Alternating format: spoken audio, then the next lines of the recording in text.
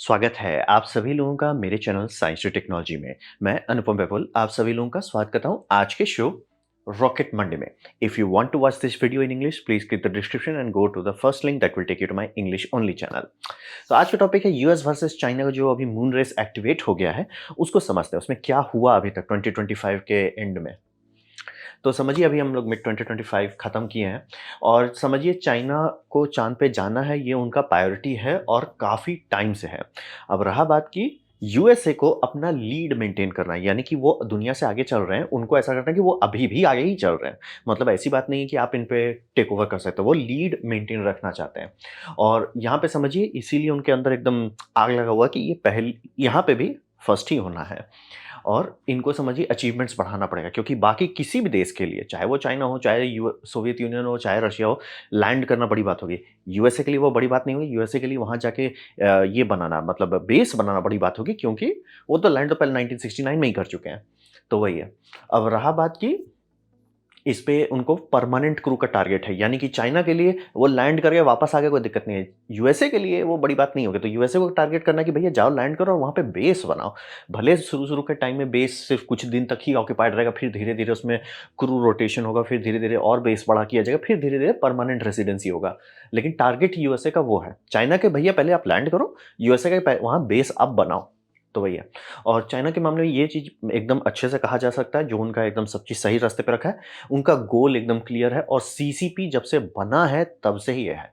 यानी कि जैसे ही सीसीपी का फाउंडेशन हो, उनको था कि हम पूरी दुनिया पे हम कब्जा करेंगे और एकदम एक जगह भी छिपाए नहीं है, एक जगह भी वो नहीं है, मतलब एकदम सीधा-सीधा कि हमको सब चाहिए। और चाँद जो है जैसे ही लूनर मिशन हो गया था अपोलो का, उनको कि हमको यहाँ पहुँचना है। तुरंत नहीं पहुँचेंगे लेकिन यहाँ पहुँचना है, मतलब फाउंडेशन रख दिया गया। और आप समझिए कि प्लानिंग के ठीक है, जब उनको देश थोड़ा सुधार लिए, थोड़ा-सा इकोनॉमिक आउटपुट बेटर हो गया, सब चीज़ जब कर लिए, तब प्लानिंग कब हुआ? वो हुआ है मल्टी डेकेडल लूनर पुश, यानी कि हमें वहाँ जाना है, उसके लिए अब नींव रखो। ये हुआ था 2004 से, यानी कि धीरे-धीरे वो बहुत 2004 बहुत पहले की बात हो रही है। लगभग 20-21 साल पहले की बात हो रही है। लंबा टाइमिंग से प्लानिंग चल रहा है कि हम ये करेंगे, उसके बाद ये करेंगे, उसके बाद ये करेंगे, ऐसे पहुँचेंगे। तो ये प्लानिंग एकदम लंबे टाइम से चल रहा है, दौड़ के नहीं करना है, इनको बस धीरे-धीरे हम पहुँच जाएँगे।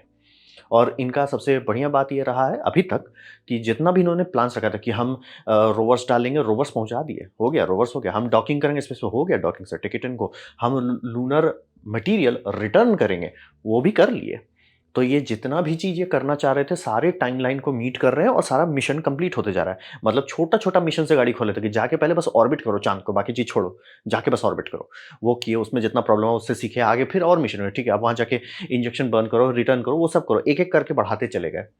और आर्टेमिस जो है ये जब दिखने लगा लोगों को कि अमेरिका में, पॉलिटिक्स में, कि भैया चाइना सही में पहुँच जाएगा, क्योंकि उनको समझिए 2004 से हल्ला कर दिए थे, लेकिन रिज़ल्ट आने में टाइम लगा। चेंगया आपका लैंड किया था 2013 में, तब इनको थोड़ा समझ में आया, नहीं ये तो सीरियस बात हो गया। मतलब एग्ज़ैक्टली वैसे ही जैसे सोवियत यूनियन जब ये समझिए स्पुतनिक लॉन्च कर दिया, तो अरे! ये तो सीरियस हो गया। तो वही समझिए उसी के कुछ साल बाद ही आर्टेमिस करने, मतलब जब सीरियस हो गया कि नहीं ये लोग इंसान भेजेंगे, तो आर्टेमिस लूनर प्रोग्राम को एस्टैब्लिश किया गया था 2017 के आसपास में। और यहाँ पे ये था कि हम लोग को चाँद पे जाएँगे। अब यहीं पे अमेरिका लूज़ मोशन कर दिया। इनका सारा मिशन, सारा प्लानिंग लॉल है। क्या करना है? नहीं पता। कैसे करना है? नहीं पता। कौन करेगा? कोई पता नहीं। लॉल। मतलब आप लिटरली उनका मिशन रिपोर्ट देखते जाइए, हर बार वो सेंस नहीं बनता है कि भैया करना क्या चाहते हो? कैसे करना चाहते हो?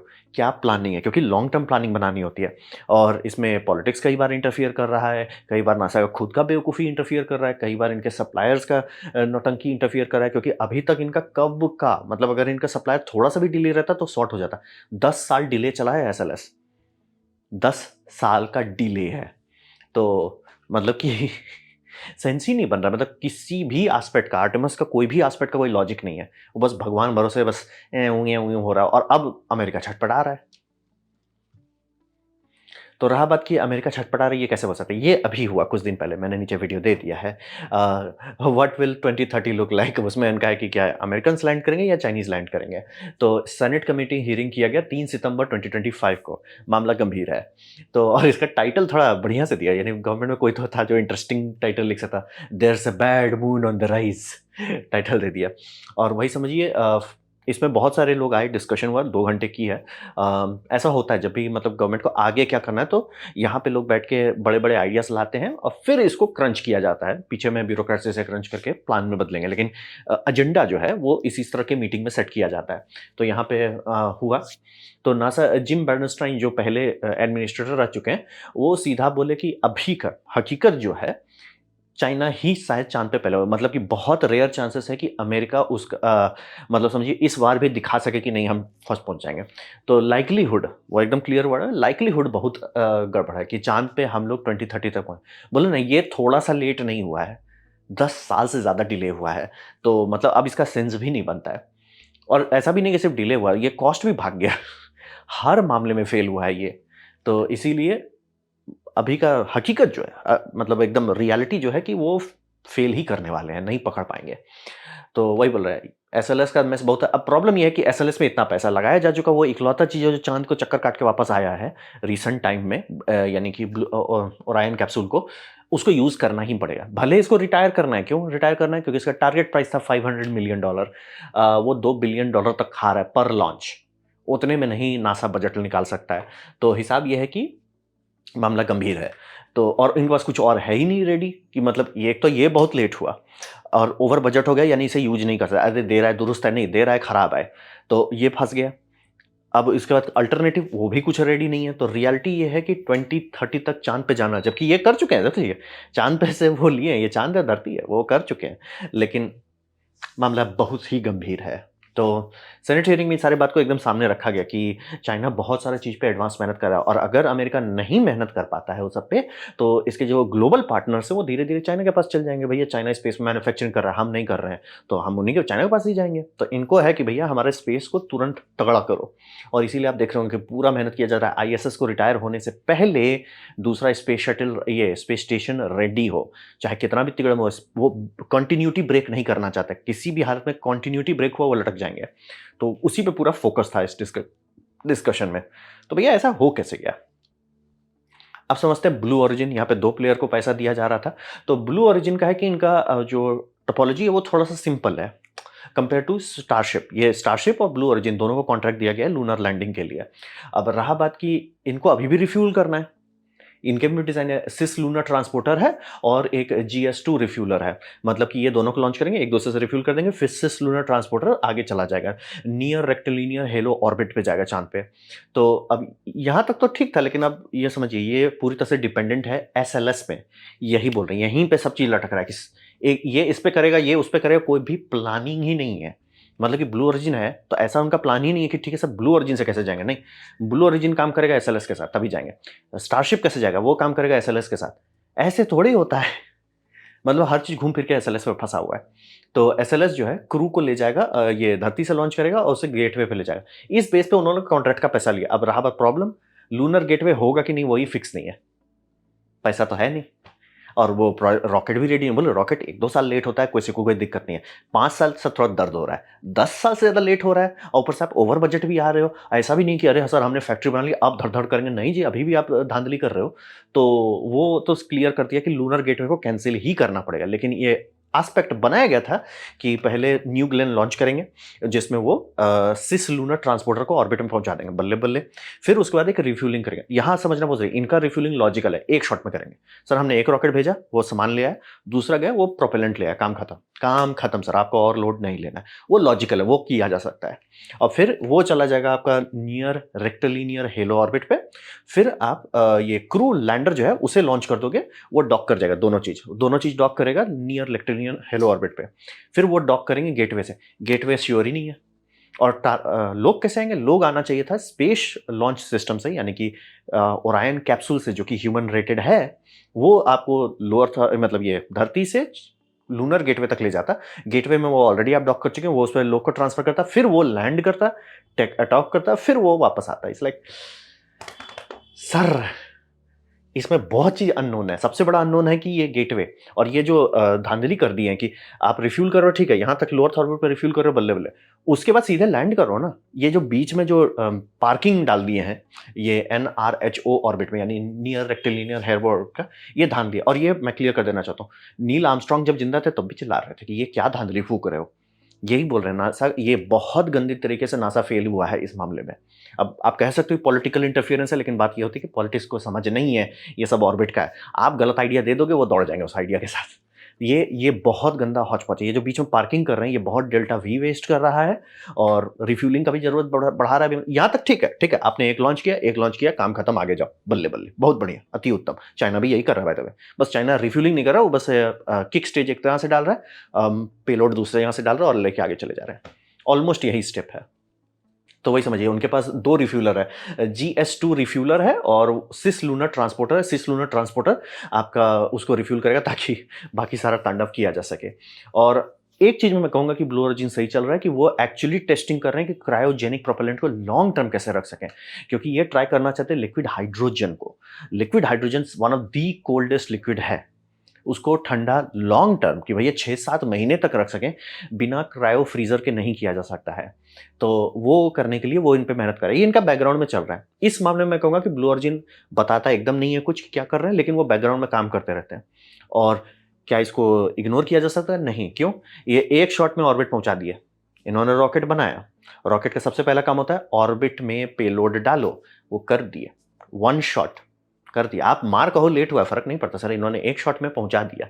लैंडिंग नहीं हुआ, लेकिन लैंडिंग तक पहुँच गए। तो आराम से चांसेस है कि ये दूसरा कर लेगा। और इस बार इनका फिलॉसफी थोड़ा-सा वाइज़ हो गया। ये है कि पहला हम ये लैंडर भेजेंगे और इसी के बाद पीछे-पीछे दूसरा लैंडर भी बना रहे हैं। अगर ये लैंडर लैंड कर गया, बल्ले-बल्ले। नहीं लैंड किया, तो क्या गड़बड़ी हुआ था, उससे दूसरे लैंडर में तुरंत छेड़खानी किया जाएगा और उसे तुरंत कर देंगे। मतलब कि कोशिश ये करेंगे कि 2 लूनर लैंडिंग के बीच का गैप बहुत कम रहे और ऑलमोस्ट सब चीज़ फ़ॉलो करते रहेंगे कि क्या दिक्कत हुआ। चाहे जैसे मान लो लाइडार में दिक्कत होता है, दूसरे वाले में लाइडार इंप्रूव कर देंगे, या अगर लैंड ही कर गया तब तो बल्ले-बल्ले। लैंड नहीं किया, क्या गड़बड़ी हो उसके हिसाब से एडजस्ट कर देंगे तुरंत। और हार्डवेयर रिच रहेंगे। जो बीच में इनका पैंडेमिक बहुत नुकसान कर दिया था, वो सब सॉल्व कर लेंगे कि हार्डवेयर रिच रहना है, धड़-धड़ा के तोड़ो-फोड़ो, आगे बढ़ो। तो ब्लू ओरिजिन चल सही रास्ते पर है, लेकिन ये मिशन प्लान जो है आर्टेमिस 5 जो है, इसका कॉन्ट्रैक्ट लॉल है। ये near rectilinear hello orbit physically stupid है, क्योंकि वो स्टूपिड है क्यों? क्योंकि वो बनाया गया था इसके लिए, लूनर गेटवे के लिए, और लूनर गेटवे लॉल हो गया है। तो ये हौच-पौच में फँस गया है। तो ये इनका एक प्लेयर का हालत है, हौच-पौच भगवान भरोसे। हाँ, टेक्नोलॉजी डेवलपमेंट इनका बल्ले-बल्ले चल रहा है। टेक्नोलॉजी अगर ये कर लेते हैं सही में, यानी कि क्रायोजेनिक प्रोपेलेंट को लॉन्ग टर्म स्पेस में रख पाते हैं, वो आगे ले जाएगा। लेकिन तुरंत नहीं ले जा पाएगा। ले ज़रूर जाएगा, लेकिन तुरंत नहीं। मामला थोड़ा धीरे-धीरे चल रहा है और ये ऑलरेडी पेशेंट बंदा है, तो इसको उतना हड़बड़ी नहीं है। अब बात करते हैं स्पेसएक्स का। तो स्पेसएक्स का ये समझिए, मैंने पहले ही बोला था कि अगर आप 10 बार फूट रहे हो, उसका असर पड़ेगा। इस बार सुनाई दे रहा है, असर पड़ रहा है कि स्टारशिप जो है बहुत ज़्यादा एम्बिशियस है कि हम सब चीज़ कर देंगे, और हिस्ट्री उसका बहुत खराब है। इसीलिए मैं कम क्लियर कर देना चाहता हूँ कि अगर आप बोलते हो कि मैं 10 बार फटा हूँ, आप मार उसको जस्टिफाई करो, कोई नहीं खरीदेगा। मतलब जो लोग पावर में, वो नहीं खरीदेंगे। क्यों नहीं खरीदेंगे? क्योंकि इससे कंपेयर किया जाएगा, भैया आपने 10 IFT किया और एक भी वर्किंग पेलोड नहीं डाले, ठीक है? इसको न्यू ग्लेन से कंपेयर करते हैं, न्यू ग्लेन एक शॉट में पहुंच दिया। SLS से कंपेयर करते हैं, वो ऑर्बिट को, ये क्या बोलते हैं, ओरायन को चांद से ऑर्बिट एक शॉट में करा दिया, टेक इट एंड गो। और वहां पे आप कह रहे हो कि हम 10 बार फूटे ही हैं। सर नहीं चलेगा।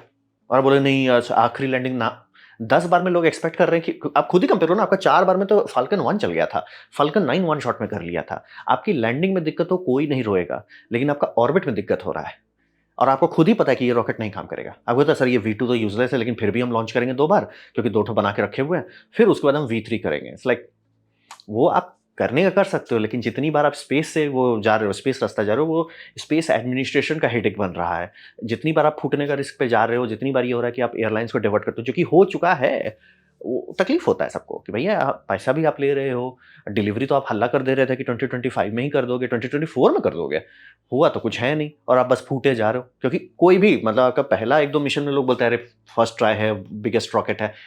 10th ट्राई पे लोग बोलने लगे सर अभी भी आप ऑर्बिट पे शांति से पेलोड नहीं करो, स्टारलिंक ही कर दो, लेकिन वर्किंग स्टारलिंक तो करो। तो वो थोड़ा दिक्कत है। अब इसको कंपेयर करते हैं स्पेस एक्स से। तो स्पेस एक्स का सबसे प्रॉफिटेबल रॉकेट है फाल्कन 9 ब्लॉक 5। तो ब्लॉक 5 का अगर आप ये लेते हैं पेलोड और उसको डिवाइड कर देते हैं प्रोपेलेंट मास से, यानी कि उसमें लिक्विड ऑक्सीजन और केरोसिन कितना डाला गया है, तो रफली परसेंटेज आता है 3.6%, जो कि अच्छा है। इससे बेटर बना सकते हैं, लेकिन रीयूजेबल नहीं रहेगा। तो 3.6 अच्छा नंबर है। ये नंबर इनका बेस लाइन है कि यहाँ पे स्पेस एक्स से सब लोग एक्सपीरियंस करते हैं। V1 जो रॉकेट बनाया गया, जो कि मैं बोल रहा हूँ स्टेनलेस स्टील जरूरत से ज़्यादा भारी है, V1 0.34% पे था, यानी 1% भी वो प्रोपेलेंट, ये टनेज जो है, जो टोटल टनेज है, उसमें वो पेलोड नहीं रख सके, जो कि खराब है, यूजलेस है। क्योंकि बोल रहे हैं, वो खुद ही बोल रहे थे, खुद लाइव स्ट्रीम में नहीं, जो वहाँ शुरू में खड़ा होकर वो देते थे स्पीच, ओपन स्पीच में, कि फाल्कन 9 ही इससे ज़्यादा पेलोड ले जाता है। फिर V2 बनाए, वो जो अभी फूट रहा है, वो 0.74% है, अभी भी 1% नहीं क्रैक किया है। इनका होप है कि V3 जब होगा तो 1.91% तक पहुंच जाएंगे, और उम्मीद है कि V4 पे 3% कर जाएंगे। लेकिन रहा बात कि ये अगर आप नासा को देते, मतलब जब 2023 के आसपास में या 2022 के मिड में, जहां पे डिसाइड किया जा रहा था आगे क्या करना है, कोई आपको कॉन्ट्रैक्ट ही नहीं देता। आप बेसिकली ये बेच दिए जबकि आप यहां पे हो। ये धांधली वाला बात हो जाता है। आप इसको कितनों कह दो डेवलपमेंट, आप प्राइवेट पैसे पे डेवलपमेंट करो, कोई नहीं रोएगा। लेकिन आप आर्टेमिस के पैसे पे कर रहे हो तो आर्टेमिस बोलेगा सर ये क्या हो रहा है। आप कहोगे कि एसएलएस लेट है, तो सर आप भी लेट होगे, तो that's not a good comparison. और आप फूट रहे हो, क्योंकि अब लोग बोले ब्लू ओरिजिन भी लेट है, लेकिन वो पहुंच तो रहा है। एसएलएस लेट है, पहुंच तो रहा है, आप तो फूट रहे हो। तो वो दिक्कत है। मैं कई बार बोल रहा हूँ, और आप भले कह लो ये है वो है, जो जिनको पैसा देना है उसको, उसके लिए सर, उससे मेरे को क्या लेना देना है। और वही 20 रिफ्यूलिंग लॉजिकल नहीं है 1 स्टारशिप के लिए। ये कैसे इलॉन मस्क फूक लिया है कि हम 20 बार रिफ्यूल करेंगे। 2 बार करो, 1 बार करो, सबसे बेस्ट है, उसमें कोई नहीं इंटरफियर करेगा। 2 बार भी चलो थोड़ा ज्यादा, 20 टाइम्स, और वो भी ऑप्टिमिस्टिक बता रहे हैं। और उस पर भी अब डिस्कशन हो रहा है कि शायद बीच में एक इंटरमीडिएट शिप रखना पड़ेगा, जो इस सेनेट लॉन्च में बात किया गया, जो कि हम पब्लिकली तो नहीं देखेंगे इलॉन मस्क को, लेकिन शायद गवर्नमेंट को बताया हो कि भैया एक तो इंटरमीडिएट ही रहेगा। इट्स लाइक इतने सारे लॉन्च कहाँ से करोगे, पॉसिबल ही नहीं है। तो इनका दो मेन समस्या इनका सिस्टम को लटका रहा है। पहला, स्टेनलेस स्टील बहुत भारी है, ये मास प्रोपोर्शन जो चल रहे हैं दिक्कत है। और मास प्रोपोर्शन मैं नहीं निकाल रहा हूँ, ये इनके डेटा से निकाला हुआ है, हम नहीं बता रहे हैं। इलॉन मस्क खुद शेयर किया है, अपने ट्विटर पे शेयर किया है, ठीक है। और सबसे बड़ा दिक्कत है इनका पेलोड डोर नहीं है। पेलोड डोर नहीं है यानी कि वो डिप्लॉयमेंट वाला काम नहीं कर सकते जो बाकी एसएलएस कर सकता है और आपका ब्लू ओरिजिन। ये इसी तरह का डिजाइन में इनको भेजना ही पड़ेगा चांद। क्यों? क्योंकि पेलोड का दरवाजा नहीं खोल सकते। क्यों नहीं खोल सकते? डिजाइन में नहीं है फ्लेक्सिबिलिटी। अगर आप एक्चुअली प्रोपेलेंट टैंक ऊपर रखते हैं, यानी कि नोज पे प्रोपेलेंट टैंक रखा हुआ है, तो वहां तो दरवाजा खुलेगा नहीं। दरवाजा खुलेगा नहीं तो आपके पास फ्रीडम नहीं आएगा, तो फंस जाएंगे। मतलब दरवाजे का डिजाइन में ये बहुत बुरी तरह से फंसे हुए हैं। री एंट्री रीयूज करना चाहते हैं अर्थ में, तो दरवाजा भगवान बचाए। और चांद पे करना है तो शायद हो, लेकिन दरवाजा इनका सबसे बड़ा लिमिटेशन है कि भैया ये बोल रहे हैं स्टारशिप के सैटेलाइट्स को, ये स्टारलिंक के सैटेलाइट को आराम से कर सकता है, बाकी कोई भी चीज़ के लिए पेलोड डोर अभी वहाँ रेडी नहीं है। और ये 2024 कंप्लीट हो गया है, जहाँ पे इनका अभी तक हो जाना चाहिए था प्रोपेलेंट ट्रांसफर, डेमो हो जाना चाहिए था, नहीं हुआ है। तो वही बोल रहे कि आप प्रोपेलेंट डेमो भी नहीं कर पा रहे, डिले हो रहा है, फट रहे हो, और आप बोल रहे हो कि हम 20 बार करेंगे। इट्स लाइक, और सर भी बोला कि सर ये सब दिया कैसे गया था कॉन्ट्रैक्ट? कॉन्ट्रैक्ट था चांद पे जाने का, तो हम रॉकेट क्यों खरीद रहे हैं? चांद पे जाने का रास्ता बताओ। और ये टू बी फेयर, ये डिजाइन दोनों का गड़बड़ है। ब्लू ओरिजिन का भी गड़बड़ कि भैया एसएलएस चाहिए, इसका भी गड़बड़ कि एसएलएस चाहिए। अब बोलेंगे इसमें एसएलएस क्यों चाहिए? स्टारशिप ह्यूमन रेटेड तो आप बना नहीं सकते कुछ साल के अंदर, तो और इमरजेंसी स्केप सिस्टम है भी नहीं, तो होने से रहा। तो अब बात करते हैं भविष्य में क्या होगा। तो यहां समझना बहुत जरूरी है कि बहुत ही कम चांस है कि अमेरिका अपने आप को सुधार सके 5 साल के अंदर। चांसेस 0 है। वो इसीलिए 2030 तक क्या वो मून लैंडिंग कर सकते हैं जबरदस्ती का? मे बी चांद पे फेंक दो स्टारशिप, या मे बी स्पेसएक्स बहुत ज्यादा स्पीड पकड़ लेता है, या ब्लू ओरिजिन धड़धड़ा के स्पीड पकड़ लेता है, तो शायद हो सकता है। लेकिन अभी जो है चल रहा है, मतलब सितंबर 2025, चांसेस बहुत कम है कि 5 साल में ये सुधार लेंगे अपने आप को। अब पैसे की बात नहीं, मैं क्लियर, पैसा का समस्या नहीं है, प्लानिंग हुलुलुलु था। तो वही, और स्टारशिप को टाइम लगेगा। चांद क्यों बोल रहे हैं? ह्यूमन रेटेड सिस्टम के हिसाब से वो नहीं डिजाइन किया गया है, बहुत ज्यादा कॉम्प्लेक्स है वो सब चीज। कोई दिक्कत नहीं होगा, इसलिए सर दिक्कत होगा तब नहीं, तब आप मर जाओगे, इसलिए वही। और डॉकिंग टोपोलॉजी जो चाइना कर रहा है, वो इकलौता सिस्टम है जो धड़धड़ा के आपको चांद पे ले जा सकता है, और इसके कोई सिस्टम ही नहीं है। रिफ्यूलिंग बोल रहे हैं, एक रिफ्यूलिंग तक कोई इसी को पचाया जा सकता है, 20 नहीं कर सकते। क्यों नहीं कर सकते? कि भैया वेदर अकेले आपका बैंड बजा देगा। जो आप देखे हो ना, अभी 10th वाले में ही हुआ, वेदर को खिसकाना पड़ा। अब आप सोचिए क्या प्रोपेलेंट आपका रखा हुआ है, प्रोपेलेंट बॉईल करते जा रहा है, हाँ जी थोड़ा एक और एक्स्ट्रा लॉन्च करो। क्यों? प्रोपेलेंट बहुत बॉईल हो गया। 20 बार मतलब मुंह खोल के बोल देना और लोग को खरीद लेना। इसलिए sir there is a reason कि 3 स्टेज के रॉकेट से चांद जाया जाता है, ना कि 2 स्टेज से। जबरदस्ती का जो खुजला लिए हैं कि भैया हम 2 स्टेज में ही 3 स्टेज का काम करेंगे, नहीं होगा। और वो बोल रहे हैं, अब सबको दिख रहा है कि सर आप नहीं होगा, सर आप भांज दिए हो नहीं रहा है। और वही समझिए, बिग पेलोड नहीं कर रहे। यहाँ पे ये सीजीआई में एनिमेशन लोग दिखा देगा ऐसे खुल जाएगा, लेकिन ऐसा डोर अभी तक ये डेवलप नहीं किया है। और ये समझना जरूरी है, स्पेस शटल जब बनाया गया था उसमें डोर पे लिए आप सोचिए कि सिलेंडर है, बीच से विंग क्यों नहीं लगा, विंग ऐसे ऑफसेट क्यों रखा, ताकि दरवाजा खुल सके। अगर दरवाजा इतना आराम से नहीं खुलता तो पेलोड यहाँ से निकलता नहीं, तो वो दरवाजा के चक्कर में विंग्स को ऐसे खिंचाया। और एरोडायनेमिक्स का थोड़ा प्रोज एंड कॉन्स मिलता है। आपके डिजाइन में ये भगवान भरोसे चल रहा है, आप कैसे खोलोगे, जैसे इसका आगे में तो वहाँ आपका वो टैंक है, तो मतलब लिटरली आपको स्लाइड से इजेक्ट करना पड़ेगा। और इसमें तो एकदम क्लियर है, हाँ भाई सिलेंडर है पूरा खुल जा रहा है, मोर देन 180 खुल रहा है, आपको टेंशन नहीं लेना, एकदम क्लियर कट है। क्लियर कट दरवाजा इनको चाहिए, नहीं तो ये डिप्लॉयमेंट वाला काम नहीं कर सकते। तो ये और हीट टाइल, जो जो एक डायलॉग है जो मेरे को बड़ा अजीब लगने लगा, कि हीट टाइल जो है इनका हम स्टेनलेस स्टील इसलिए इस्तेमाल करें कि हीट टाइल फेल होगा तो संभाल लेंगे। इट्स लाइक, तो ऐसा हीट टाइल बनाना जो फेल नहीं होता है। बोले कि ऐसा हो सकता है? अभी तक एज ऑफ नाउ जितने भी ह्यूमन रेटेड स्पेस क्राफ्ट हैं उसमें एक बार भी फ्लाइट लॉस नहीं हुआ क्योंकि इस हीट टाइल क्रैक कर गया था। सिर्फ एक मिशन है स्पेस शटल में जिसमें टाइल का फॉल्ट नहीं था, उसमें लिटरली फोम ब्लॉक निकला, मार्क स्पीड पे वो भिड़ रहा, प्लस आप मार्क स्पीड से ऊपर जा रहे हो तो मार्क 2.5 के स्पीड से फोम ब्लॉक भिड़ा, वो भी 1.5 किलो का छेद कर दिया था विंग में, जिसमें कल्पना चावला ऊपर के। वो हीट टाइल का फॉल्ट नहीं है, इसलिए सर वो कांच का चीज है और उस पर आप मिसाइल मार रहे हो लिटरली 1.5 किलो का, तो वो उसका फॉल्ट नहीं है। और सोच ली इतना बार और सुनेंगे उसमें टाइम लगता है। अरे भैया तो ऑटोमेटेड सिस्टम बनाओ जिसे आप क्विकली स्कैन कर सको और रिपेयर कर सको। ये लॉजिक पे चलना। सोचिए स्टारशिप में भी से पहले क्या है, ड्रैगन कैप्सूल है। ड्रैगन कैप्सूल में क्या है, हीट शील्ड है। एक को बार आप सुने कि उसका हीट शील्ड में कोई दिक्कत हुआ, और वो तो एल्यूमिनियम से बनाया हुआ है। ये आइडिया कहां से घुस गया मेरे को जेन्युइनली नहीं समझ आ रहा कि हीट शील्ड फेल होगा तो it's like sir heat shield नहीं फेल होता है, मतलब जब तक आप खराब नहीं बनाओ, अच्छा से बनाओगे तो हीट शील्ड नहीं फेल होगा। हाँ आपको दिक्कत है कि हीट शील्ड को ये रैपिड यूजिबिलिटी में दिक्कत होता है, तो वो ऑटोमेट करो, वो ऑटोमेट करो भाई। और ये मैं स्पेस शटल एक बता रहा हूँ, सारे क्रू कैप्सूल्स हैं भाई, हमारे पास क्रू कैप्सूल है जो मार्स पे फेंके हैं, उसको भी दिक्कत नहीं हुआ है।